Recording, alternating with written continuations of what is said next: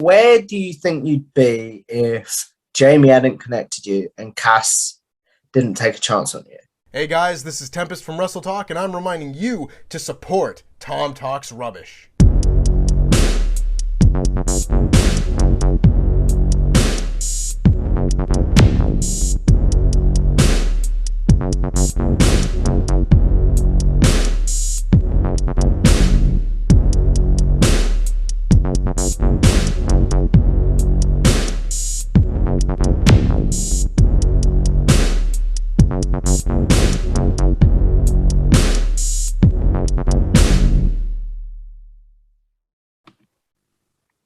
What's going on, guys? It's your boy, Tom Talks Rubbish, and stand back with another interview. This time, I'm joined by Corey Brennan, the lead writer for bodyslam.net. So welcome to the show.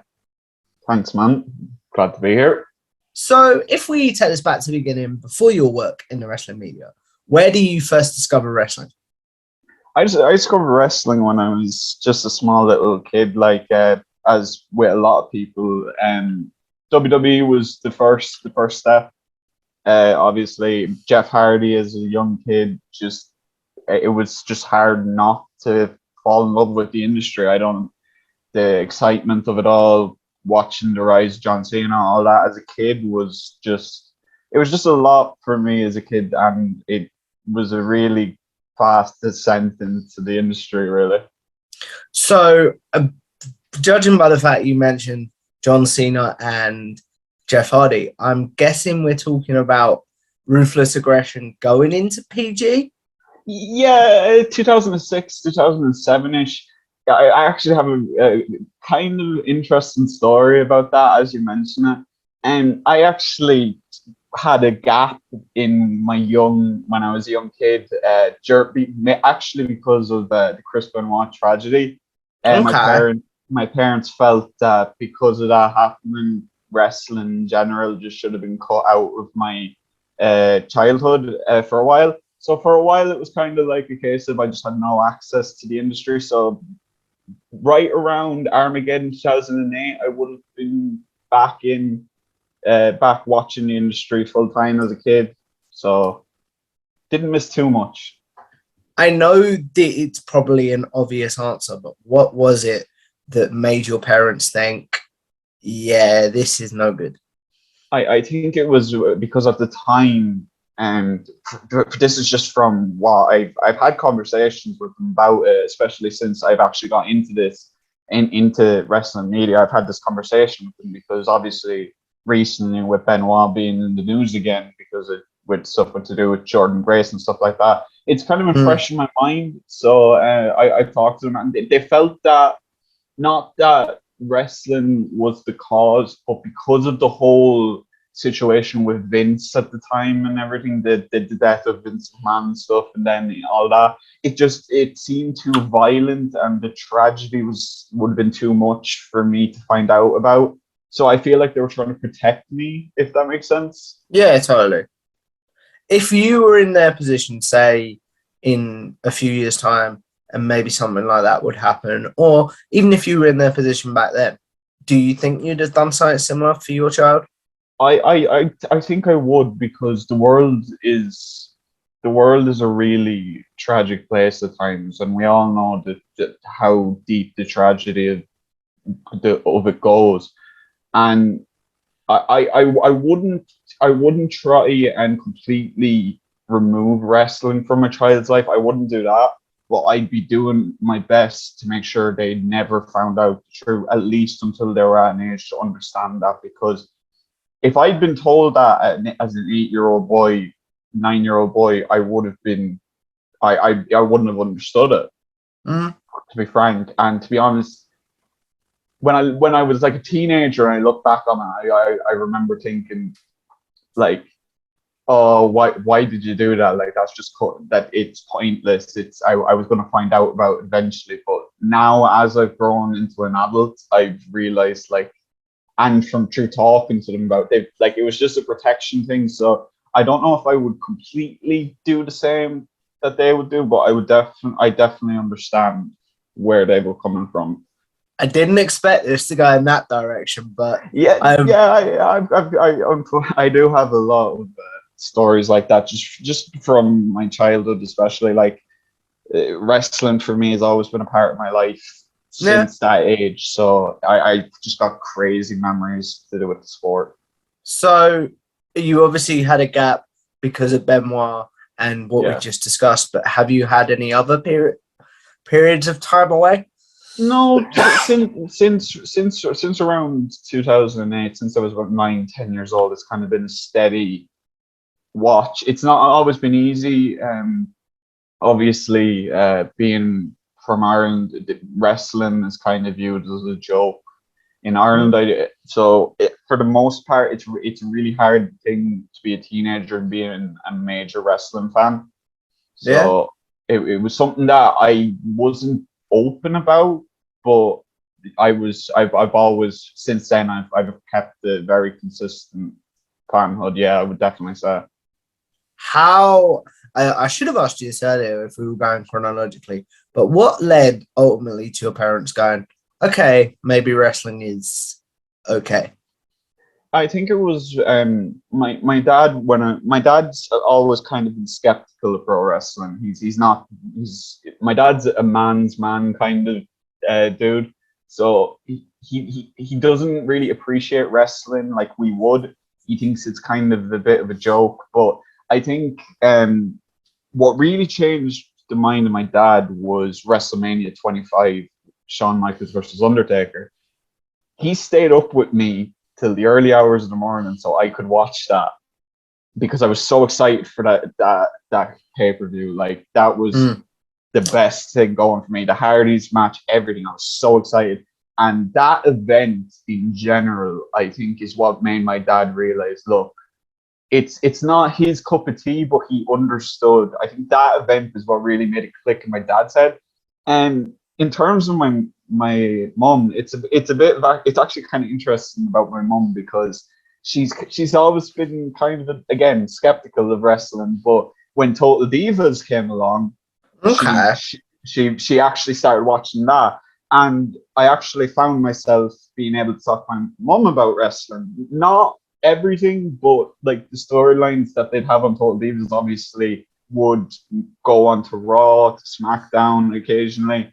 So it was interesting that I could actually talk to my mother about that. So I think with both of them, they both realized that while that tragedy and all that negativity that was going on in 2007, 2008 surrounding that tragedy, I think they realized that you can't judge the entire industry based off the work. Probably, I would say, one of the worst moments of all time in the industry.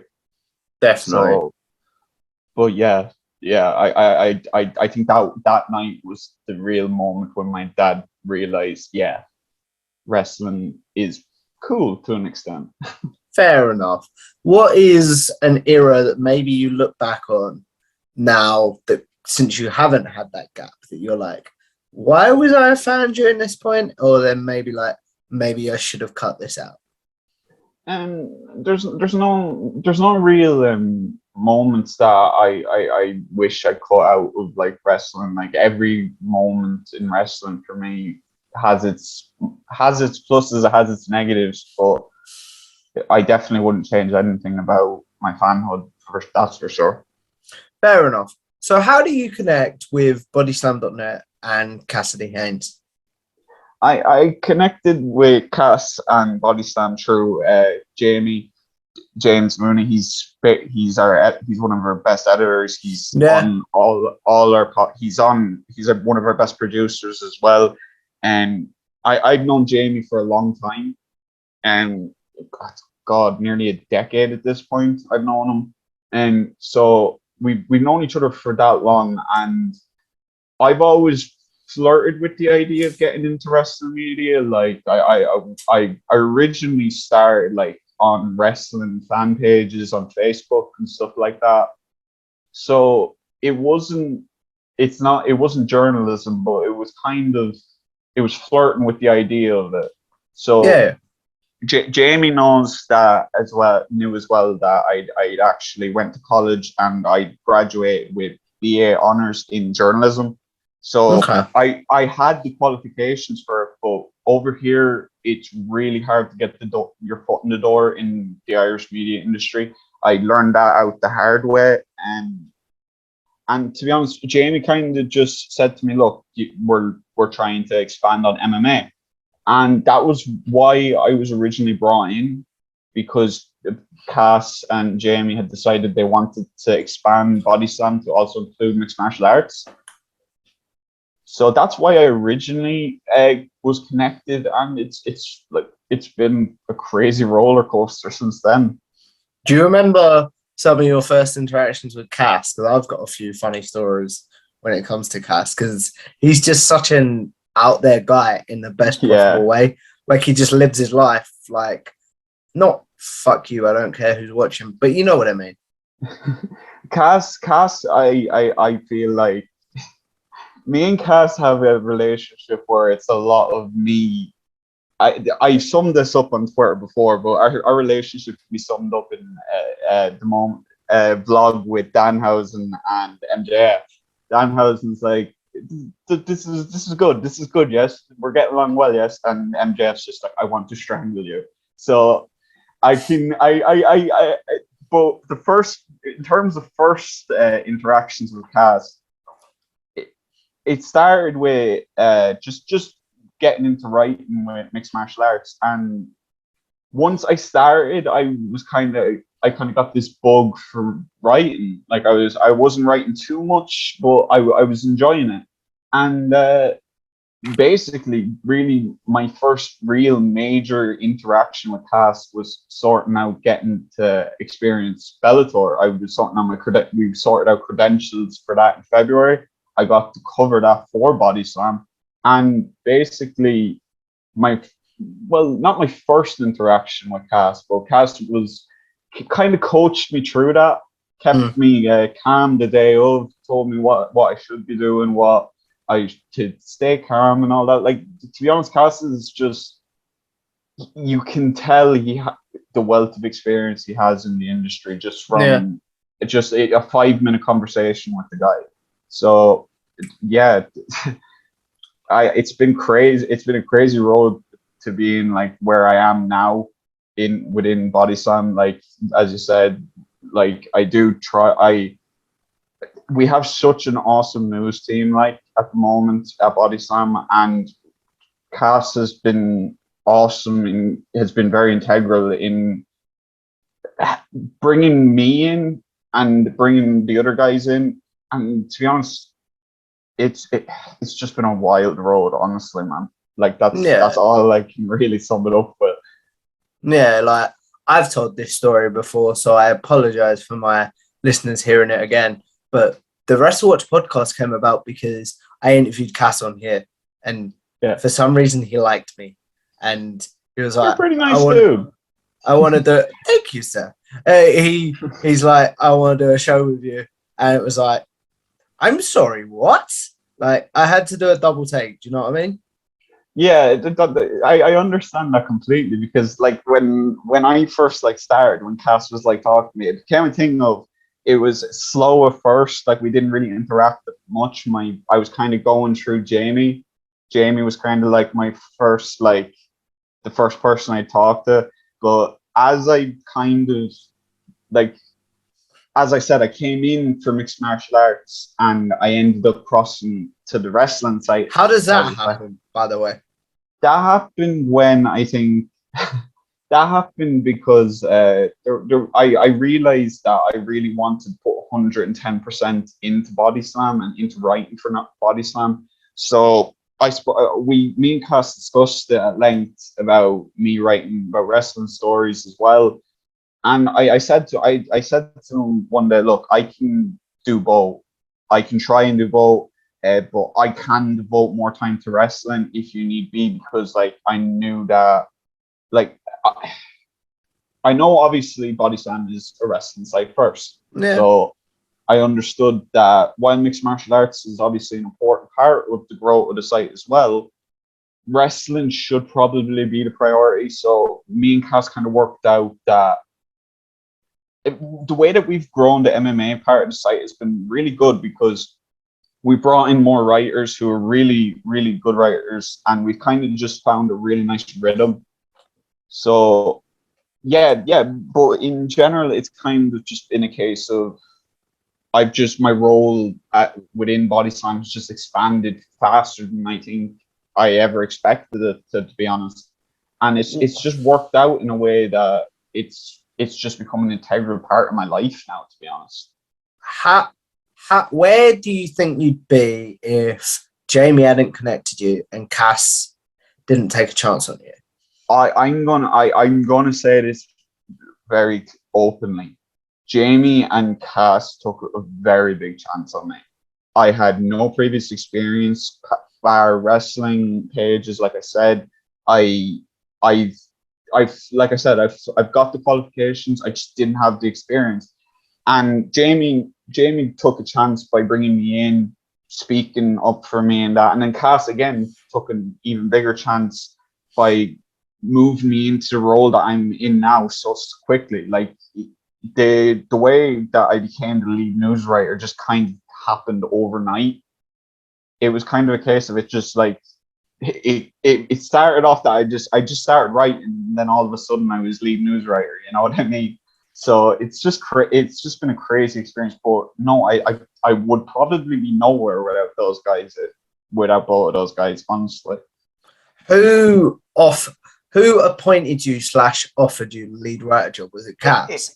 It was kind of a case of that we were just. It wasn't even really an offer so much as it just kind of like we kind of just realized that's what I was within the position. Like it wasn't really so much an offer so much as we realized that I was starting to write so much that it was just not even an easy decision to make. Just like we didn't even really make a decision or talk about it too much. It was just a brief conversation where we discussed it, and then I just moved into the role, and since then I've been just cranking out as many stories as I can every day.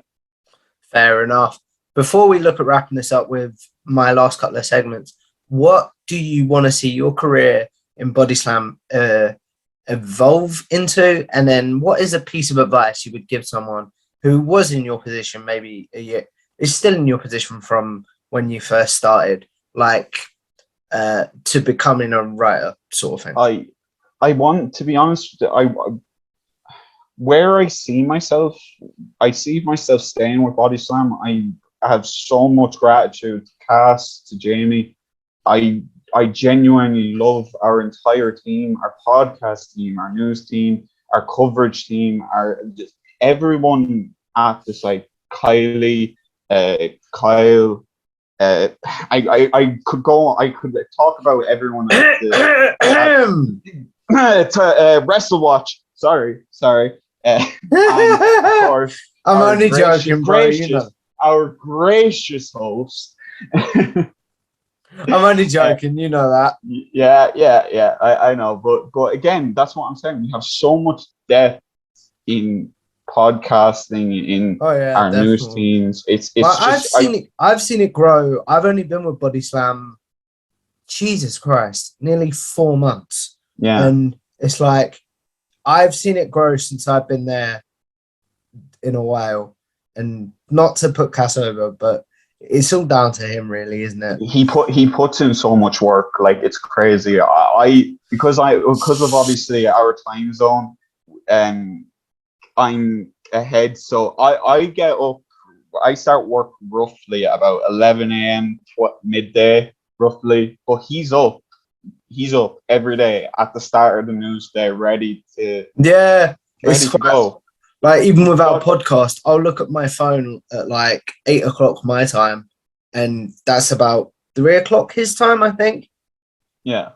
I think. Don't quote me on that. But like, I'll look, and it's like, Jesus, dude, why are you sending me this at 3 a.m?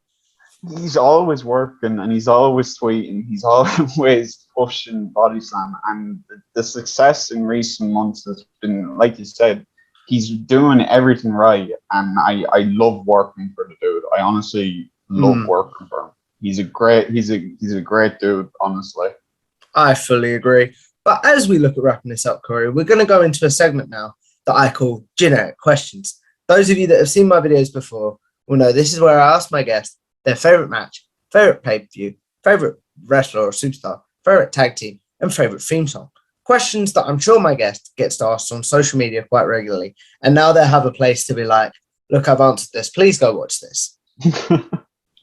That's a great segment to have. I'll give you that. Yeah. Favorite match of all time then, Corey? Favorite match of all time. Again, it's weird because it's a match that I didn't get to experience until I was already a fan. But funnily enough, Jeff Hardy and Undertaker WWE Championship ladder match on Raw. There's that match. It's just. Does that make yourself famous? Yeah, okay. That's that match. The last ride counter into the steel chair. The start of the match with the bike, everything. I just adore that match so much. It's always been my favorite match. It always will be my favorite match. Favorite pay-per-view of all time? Favorite pay-per-view of all time? I honestly, that is such a massive question.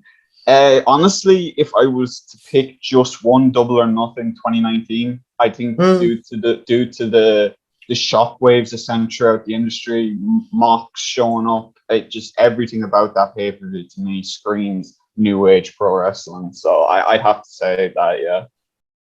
Favorite superstar or favorite wrestler of all time? Favorite wrestler of all time, you could probably guess that I would say Jeff Hardy. If I was to say someone other than Jeff Hardy, it would be probably Finn Balor. Fair enough. Favorite tag team of all time?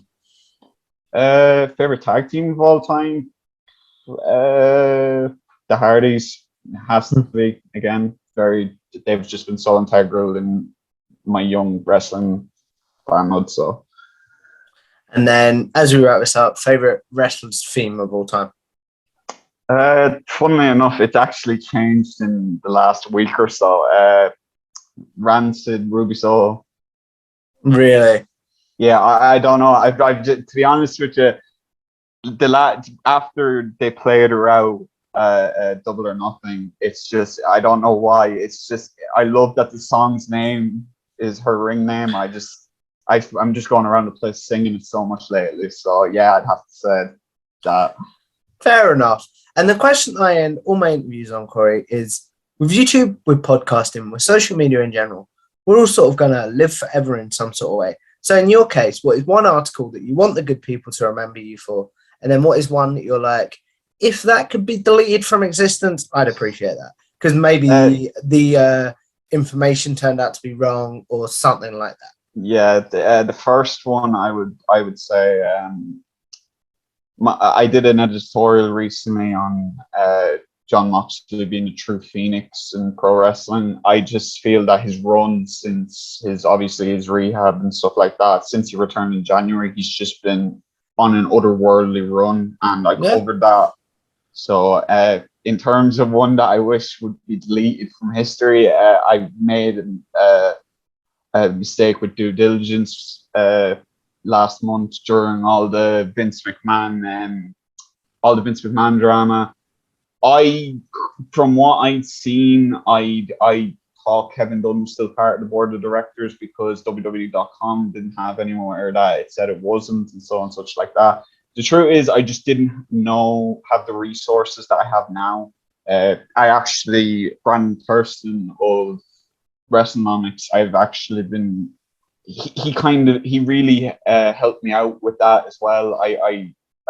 But yeah, if I could, I definitely like to scrub that one from history, if I'd be honest. Fair enough. And as we wrap this up, where can the good people find you and your content? At Corey Brennan BS on Twitter, and I do have a kind of semi-active YouTube channel called The Extremist, if you guys want to check that out too. What's on that, out of curiosity? Just gaming mainly, Formula 1, stuff like that. Just stuff that I do in my spare time when I'm not working. Fair enough. So it's well worth doing, guys, checking out Corey's content, a massive asset to bodyslam.net. So if you guys like this video, make sure you like, share, and subscribe to Tom Talk Flourish. Follow me on Twitter at Tom Talk Flourish. Follow, as Corey said, bodyslam.net for my show, the WrestleWatch Podcast, with Cassidy Haynes on Twitter and YouTube. And also follow the WrestleWatch Podcast on Twitter to help us pick a match to watch every week. And I will see you in the next one. Goodbye.